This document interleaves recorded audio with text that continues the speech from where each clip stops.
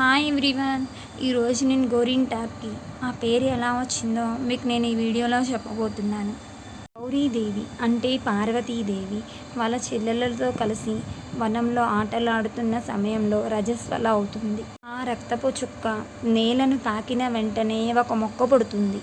అదే సమయంలో తన తండ్రి పర్వతరాజు సతీ సమేతంగా వస్తాడు. ఇంతలోనే ఆ చెట్టు పెద్దగా పెరిగిపోతుంది. ఇప్పుడు పార్వతి ఆ చెట్టు ఆకు కొయ్యగా వేళ్ళు ఎర్రగా అవుతాయి. అయ్యో, బిడ్డ చెయ్యి కందిపోయింది అనుకునేలోపే పార్వతీదేవి నాకు ఏ విధమైన బాధ కలగలేదు, చాలా అలంకరణగా ఉంది అని అనుకుంటుంది.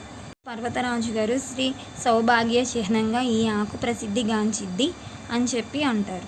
స్త్రీల గర్భాశయ దోషాలను తొలగిస్తుంది. అలాగే స్త్రీలకు కాళ్ళకు చేతులకు ఎర్రగా వర్ణాన్ని ఇచ్చే అందమైన అలంకరణ వస్తువుగా ఉపయోగపడుతుంది.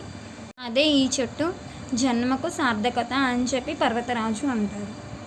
పర్వతరాజు గారు ఇలా చెప్పిన వెంటనే గౌరీతో సహా అందరూ ఆ చెట్టు ఆకులను కోసుకొని నూరుకొని చేతికి కాళ్ళకి అందంగా అలంకరించుకుంటారు. ఆషాఢ మాసంలో గౌరీదేవి గారు తన తల్లి ఇంట్లో ఉన్నప్పుడు తనను మర్చిపోకుండా ఉండాలని చెప్పి ఆ చెట్టు గౌరీదేవిని కోరుకుందంట. అందుకే గౌరీ ఇంటాకు గోరింటాకు అని చెప్పి పేరు వచ్చింది.